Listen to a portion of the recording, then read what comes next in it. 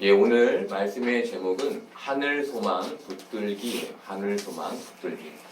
오늘 말씀은 평강의 때를 기다리는 남유다의 백성들에게 하나님께서 전하시는 말씀인데, 현실 속에서 아수르의 공격으로 인해 두려움 가운데 처해 있던 남유다의 백성들에게 소망을 전하는 메시지를 담고 있어요. 그래서 오늘 우리가 이 말씀을 통해서 하나님 나라에 대한 소망을 다시 한번 붙들고 또 갖기를 바라요. 먼저 17절 보면 내 눈은 왕을 그의 아름다운 가운데서 보며 광활한 땅을 눈으로 보겠고 라고 해요. 여러분, 하나님께서 그들에게 가장 처음 하시는 소망의 메시지는 그들이 왕을 보게 되는데 초라하지 않고 아름다운 옷을 입은 왕이며 또한 광활한 땅을 보게 될 것이라고 말씀하세요. 하나님께서 갑자기 아름다운 왕의 모습을 볼 것이라고 말씀하신 이유는 이 당시 히스기야가 평화 조약을 깨버린 아수르로 인해 나라를 빼앗길 근심과 걱정 속에서 자신의 옷을 찢고 굵은 베옷을 입었기 때문이에요. 여러분, 히스기야는 아수르에게 나라의 모든 은과 금, 그리고 성전 기둥과 문에 있었던 금까지 모두 벗겨서 주었어요. 자신의 것을 모두 주었기 때문에 그가 안심하고 있었는데 아수르가 그 평화 조약을 깨버린 것이죠. 그들의 침략이 히스기야 왕에게는 한편으로 두려웠겠지만 다른 한편으로는 굉장한 배신감이 있었을 거예요. 그래서 그가 아름다운 왕의 모습, 왕이 가져야 될 그 옷, 그 품위, 그것을 갖지 못했던 거예요. 그런데 하나님은 이 왕이 다시 아름다운 옷을 입게 될 것이라고 유다의 백성들에게 말씀하세요. 여러분, 하나님이 뭘 말씀하신 겁니까? 나라의 평화가 이루어질 것을 말씀하신 거예요. 여러분, 누구로 인해 그 평화가 이루어지는 건가요? 하나님께서 이루신다는 것을 유다의 백성들에게 친히 말씀해 주신 거예요. 이렇게 왕이 아름다운 옷을 입게 되는 때, 바로 나라의 평화가 회복되는 때를 나 하나님이 너희에게 이룰 거야 라는 메시지를 오늘 남유다의 백성들에게 하나님이 전하시는 것이죠. 사랑하는 여러분, 우리는 유다의 역사를 이렇게 가볍게 글로 읽어요. 그래서 현실의 위기와 긴박함, 그리고 절박함과 두려움을 우리가 생생히 읽어내지 못해요. 이것은 남의 얘기를 듣는 것과 자신이 직접 그걸 경험하는 것이 다른 그 차이와 똑같은 거예요. 여러분, 이렇게 이들의 현실은 쉽지 않았어요. 우리가 직접 우리의 현실을 겪으면 쉽지 않죠. 말로 충고하고 말로 위로하기는 쉬운데 그거 다 겪으면 그렇게 하나님이 찾아지지 않고 그렇게 하나님께 위로를 받는 것이 쉽지 않아요. 그죠? 예, 그렇게 유다의 백성들도 현실 속에서 어려움을 겪고 있었어요. 거기다 자신이 믿고 있던, 무엇보다 하나님을 믿는다는 왕이 자신의 아름다운 옷을 벗고 굵은 베옷을 입었을 때 백성들의 불안감은 굉장히 컸을 거예요. 그런데 하나님께서 유다의 백성들에게 왕이 다시 아름다운 옷을 입게 될 것이며 그 나라를 회복시킬 것이다 라는 말씀을 하시며 위로해 주시는 거예요. 여러분, 유다의 백성들은 하나님께서 언제 그 일을 이루실지 알지 못했어요. 그들이 현실에서 해야 했던 일은 그 말씀을 믿고 그 소망을 붙잡는 것이었어요. 사랑하는 여러분, 우리도 이 현실에서 하나님의 때가 언제 올지 알지 못하죠. 그렇죠? 네. 그러면 우리는 어떻게 해야 합니까? 그 하나님의 말씀을 믿고 그 소망을 붙잡고 살아가야 하는 거예요. 그런데 로마서에서 믿음의 사람들에게 바울이 이렇게 얘기해요. 환난은 인내를, 인내는 연단은 소망을 이룬다라고 말해요. 여러분, 바울이 뭘 말한 겁니까? 소망, 하나님 나라를 갖는 그 소망, 그걸 붙잡고 살아가고 그 소망을 이루기 위해 우리가 이 현실에서 반드시 겪어야 될 게 있는데 그것이 환난이고 그것을 인내하는 것이고 그 연단을 이겨내는 것이다 라고 말하는 거예요. 여러분, 하나님께서 그 소망을 붙잡는데 평안할 것이라고 말씀하시지 않으세요. 너희가 인내해야 되고 연단을 받아야 한다라는 말씀을 하세요. 여러분, 이게 우리가 소망까지 이르기 위한 과정인 거예요. 하나님이 그것을 우리에게 말씀해 주시는 것이죠. 이사야는 18, 19절에서 장차 있을 소망의 나라인 하나님 나라가 구체적으로 어떤 모습일지를 우리에게 말해줘요. 그런데 그 모습은 구원받은 백성들이 그들이 두려워했던 때를 기억하게 될 것이고 이상한 말로 알아듣지도 못하게 말하는 사람을 보지 않게 되는 것이에요. 여러분, 이것은 이사야가 구원이 이루어진 후에 있게 될 일을 말한 것인데 그들이 전에 있었던 고통을 회상하게 될 것, 다시 기억하게 될 것을 말하는 거예요. 여러분, 회상하게 되는 게 뭡니까? 이미 지나간 일을 다시 기억하는 것이죠. 그들이 구원 후에 그때 그랬었지라고 지나간 일을 기억하게 될 것이라고 말하는 것인데 그때 변화된 현재에서 지나간 과거를 생각하게 된다는 거예요. 회상을 하는데 어떤 겁니까, 여러분? 그들이 안정된 상태가 되었을 때 회상하게 되죠? 그렇죠? 우리도 불안정할 때 그 전 일을 기억하지 않아요. 마찬가지로 하나님께서 그들에게 완전한 안정을 주셨을 때 그들이 회상하게 된다는 거예요. 여러분, 무엇을 전제하고 있나요? 현재의 안정된 상태를 전제하고 있는 거예요. 사랑하는 여러분, 우리가 꿈꾸는 완전한 안정함은 어디에만 있습니까?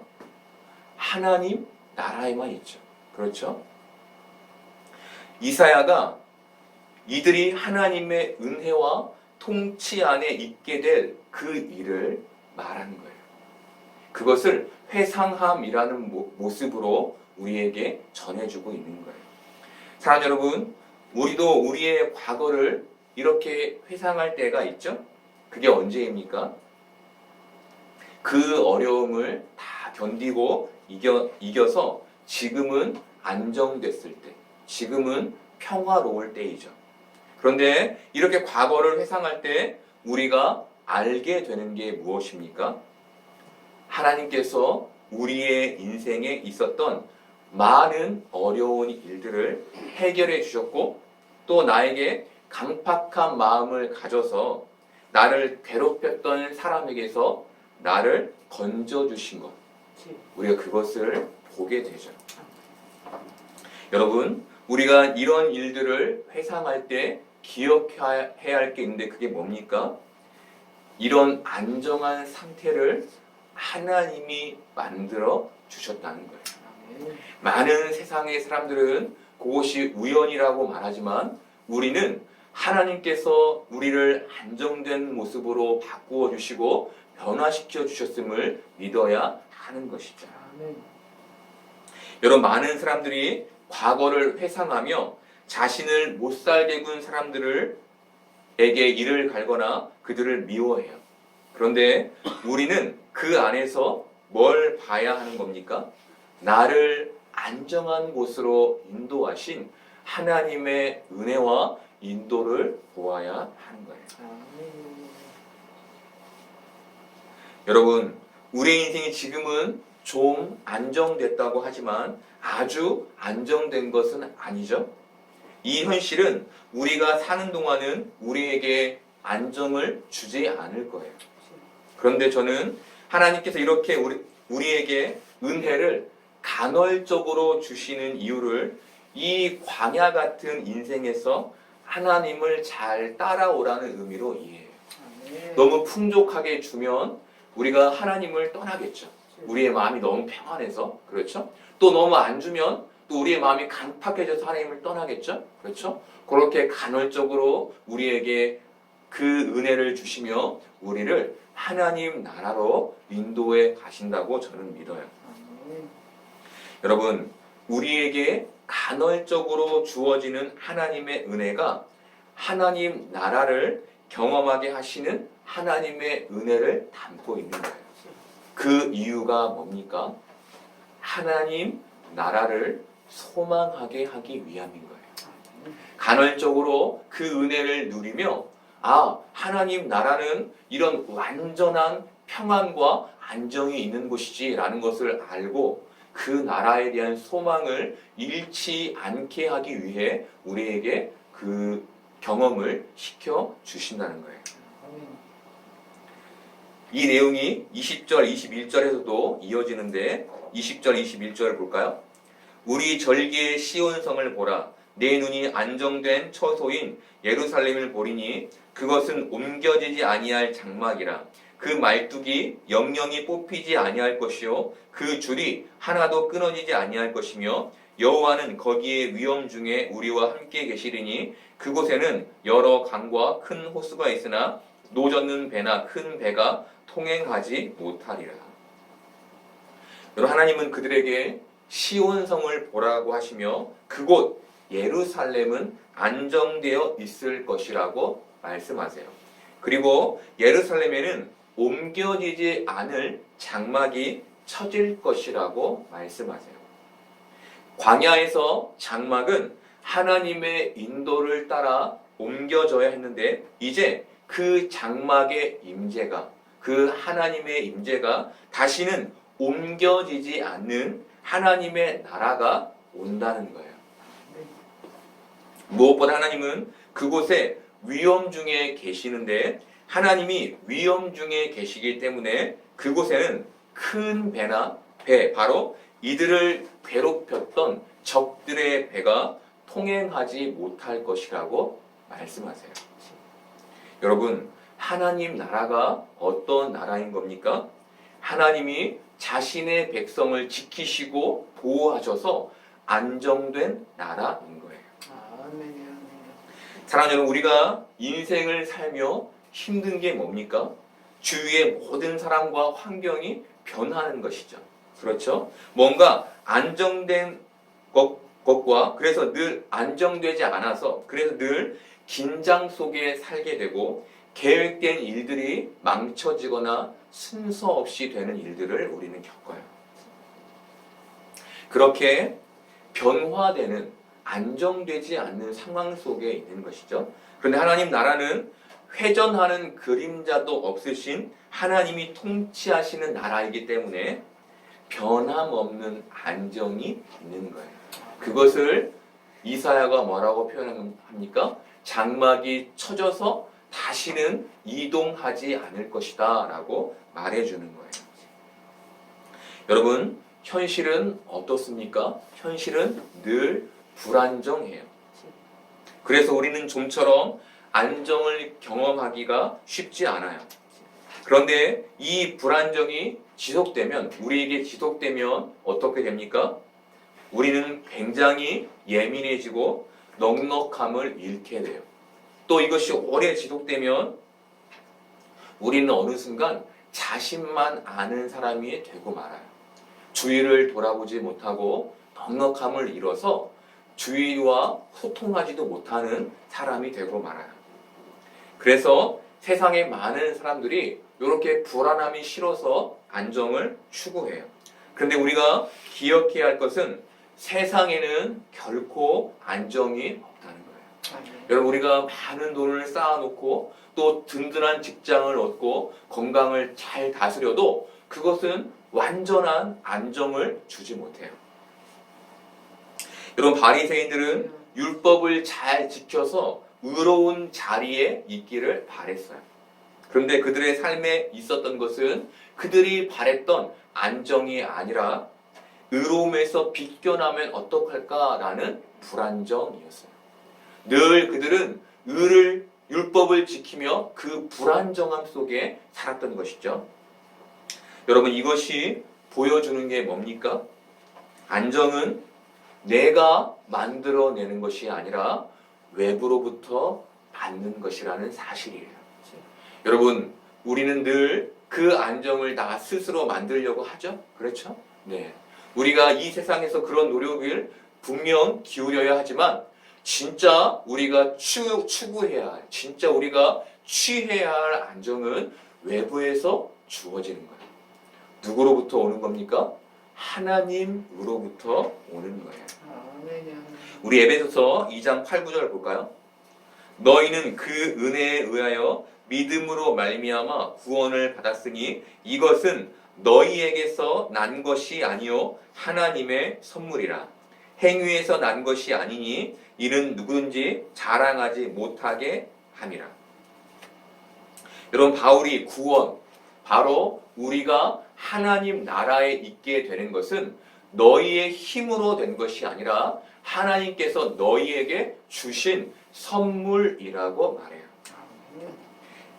하나님 나라는 하나님만이 이루셔서 그것을 우리 안에 넣어 주실 수 있다는 말이에요.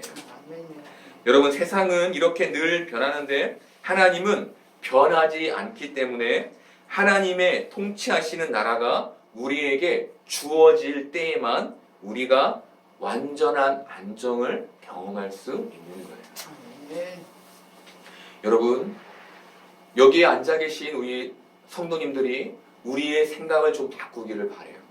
우리가 자꾸 현실에서 많은 것들을 취해서 그곳에서 안정을 누리려고 하는데 이제 그 마음을 조금 바꾸어 하나님 나라, 하나님이 주신 그 하나님 나라를 더 많이 누리고 갔기를 소망하기를 바라요. 그런데 우리가 여기에서 봐야 할 게 있어요. 그것은 예수님께서 승천하신 후에 우리 안에 성령님께서 내주하시게 됐는데 이 성령님이 하나님께서 우리 안에 치신 옮겨지지 않는 장막 되신다는 거예요. 여러분, 이게 어떤 의미입니까? 하나님 나라가 성령님에 의해 우리 안에 이미 시작됐다는 것이죠.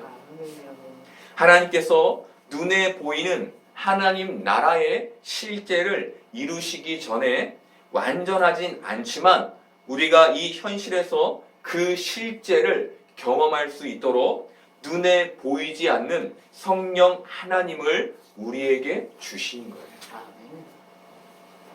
그래서 여러분, 우리가 성령님께 묻고 기도하는 것이죠.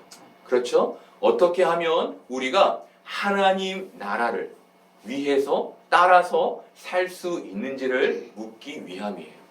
사랑하는 여러분, 성령님을 이용하여 나의 만족을 채우는 것, 그것을 성경이 말하지 않고 성령님을 통해 그분이 가지고 계신 하나님 나라, 거기에 도달하기 위해 그분을 의지하고 그분께 묻고 그분의 길을 따르기를 성경이 말해주는 거예요.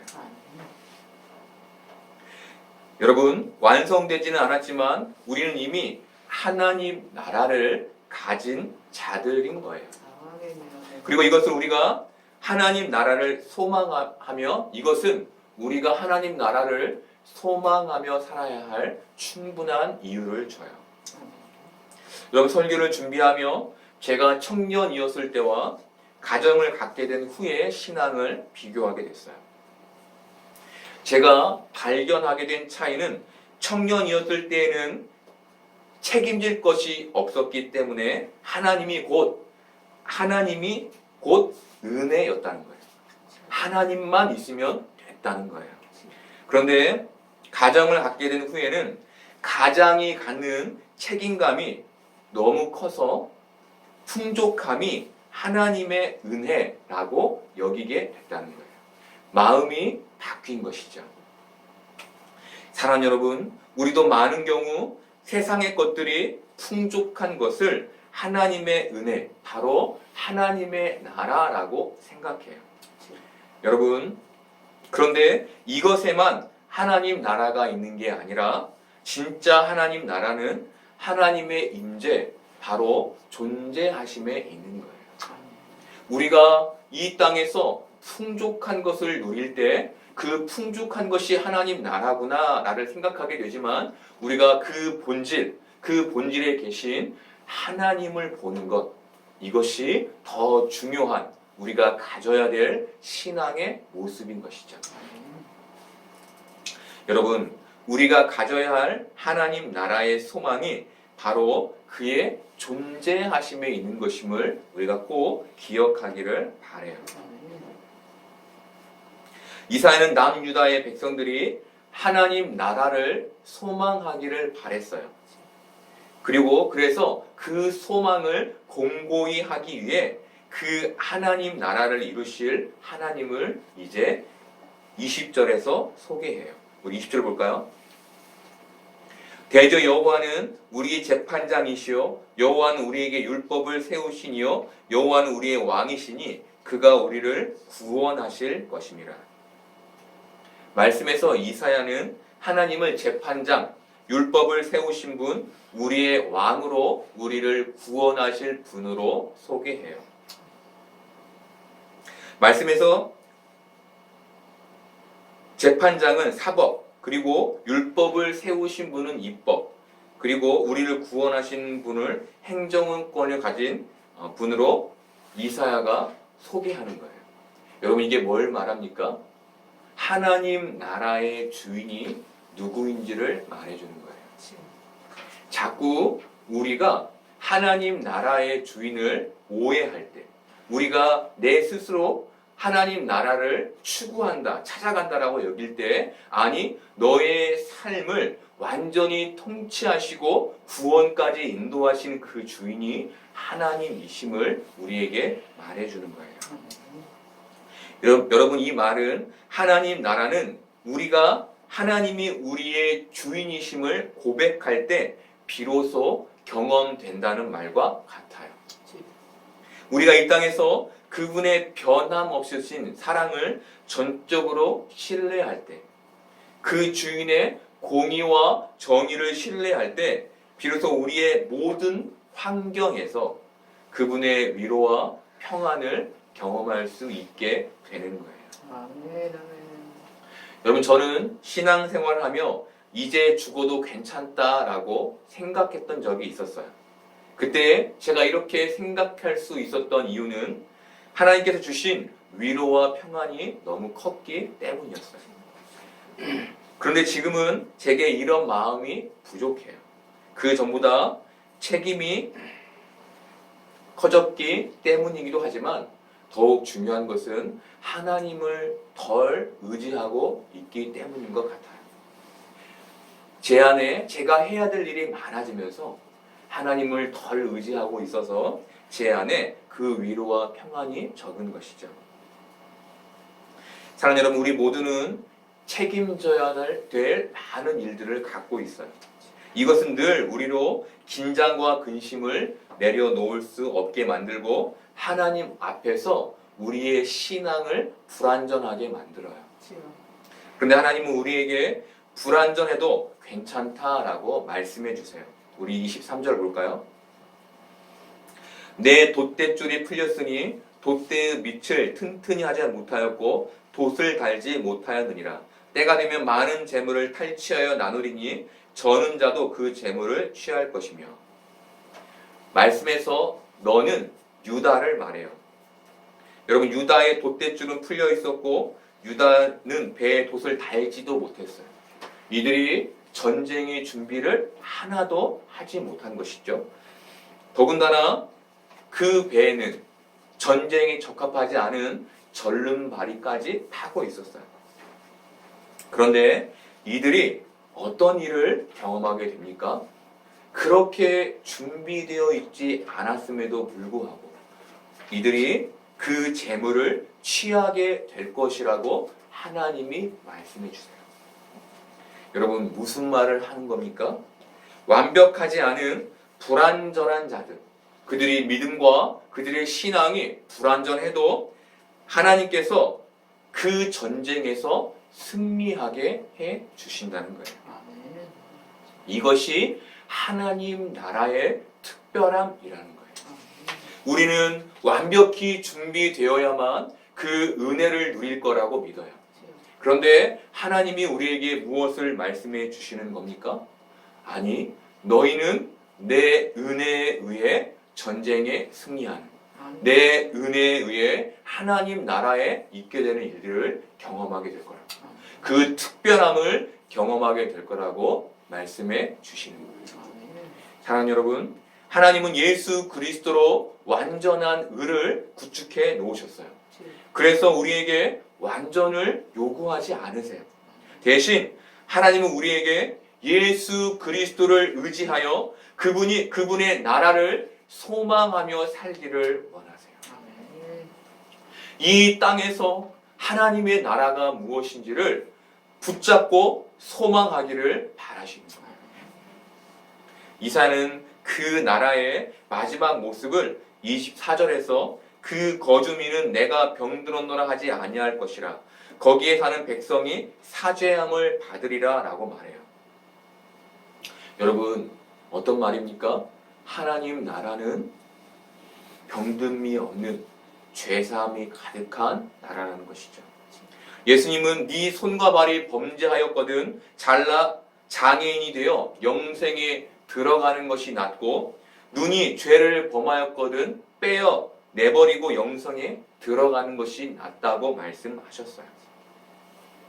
이 말은 우리 모두가 죄 가운데 불완전하다는 말인데, 우리가 예수 그리스도로 말미암아 죄 사함을 얻으면 그의 의를 의지하면 죄로 인해 우리의 신체를 잘라버리지 않아도 된다는 거예요. 병듦, 장애 없는 땅, 그 나라가 하나님 나라인 것을 우리에게 말씀해 주시는 거예요. 여러분, 온전함이 내가 아니라 예수 그리스도에게 있고 하나님 나라가 내게 있지 않고 하나님께 있는 것, 그것을 우리가 보아야 하는 것이죠. 우리는 하나님 나라를 하나님으로부터 받아야 할 자들임을 잊지 않고 하나님 나라를 이 땅에서 소망하는 자로 살아야 하는 거예요. 사랑하는 여러분, 오늘 하나님은 이 현실을 사는 우리에게 하나님이 이루실 그 시온 성을 보라고 말씀하세요. 이 말은 현실의 고난과 역경 속에서도 우리가 인내와 연단을 통해 소망을 붙잡기를 바라시는 의미에서 하신 거예요. 여러분, 우리 안에는 하나님께서 우리에게 주신 성령님이 계시죠? 이 성령님이 어떤 역할을 하십니까? 예루살렘에 옮겨지지 않는 장막의 역할을 하시는데 우리를 하나님 나라에까지 인도해 가시는 역할을 하는 것이죠. 사랑하는 여러분, 우리가 하나님 나라를 소망하길 바라요. 근데 많은 기독교인들에게 어느 순간 자신의 비전은 너무나 중요하고 소중한 것이 된 반면 하나님 나라를 소망하는 마음은 약해진 것들을 봐요. 정말 많은 경우 그들은 교회 안에서 자신의 꿈, 자신의 비전을 굉장히 중요하게 봐요. 그리고 그걸 나누고 기도를 부탁해요. 그런데 그 외에 하나님 나라, 우리가 정말 가져야 될 하나님 나라에 대해서는 관심과 소망이 없는 것들을 봐요. 근데 여러분, 하나님이 우리에게 무엇을 말씀하십니까? 아니, 하나님 나라의 소망을 갖고 살아야 해. 그 말씀을 우리에게 해 주시는 거예요. 여러분, 우리가 하나님 나라를 내 비전과 내 꿈으로 내가 만들려고 하지 않고 하나님에게서 찾고 받는 우리 되기를 바라요. 우리가 하나님의 존재하심을 구하며 찾아서 늘 그 하나님 나라를 경험하는, 그 하나님의 존재하심의 임재를 늘 경험하며 그 하나님이 주시는 위로와 평강을 경험하는 복된 삶을 살기를 바라요. 아멘.